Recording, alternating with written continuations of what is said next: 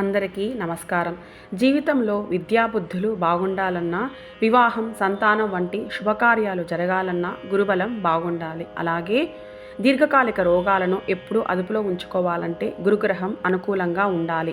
ఏలినాటి శని, అర్ధాష్టమ, సప్తమ, అష్టమ శని దశలు జరిగేటప్పుడు చాలా ఇబ్బందులు, అనారోగ్యాలు ఎదుర్కోవలసి ఉంటుంది. అదే గురుగ్రహ బలం పెంచుకుంటే శని ప్రభావం నుంచి కూడా తప్పించుకోవచ్చు.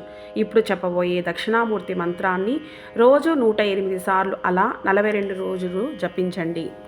ఎటువంటి ఇబ్బందులైనా, అనారోగ్య సమస్యలైనా తొలగి శుభాలు జరుగుతాయి. మంత్రము: ఓం నమో భగవతే దక్షిణామూర్తయే మహ్యం మేధాం ప్రజ్ఞాం ప్రయచ్చ స్వాహ. ఓం నమో భగవతే దక్షిణామూర్తయే మహ్యం మేధాం ప్రజ్ఞాం ప్రయచ్చ స్వాహ.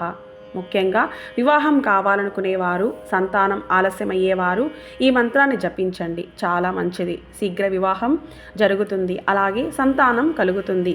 వారి కర్మ ఫలాలను బట్టి మరియు భక్తి శ్రద్ధలను బట్టి కొందరికి శీఘ్రంగా అనుకున్న పనులు జరుగుతాయి. కావున మీరు అనుకున్న లక్ష్యం నెరవేరే వరకు జపించండి. ముఖ్యంగా మధుమేహ వ్యాధిగ్రస్తులకు ఇది చాలా మంచి మంత్రం. షుగర్ ఉన్నవాళ్ళు నిత్యం కనీసం 11 సార్లు పఠించేలా అలవాటు చేసుకోండి.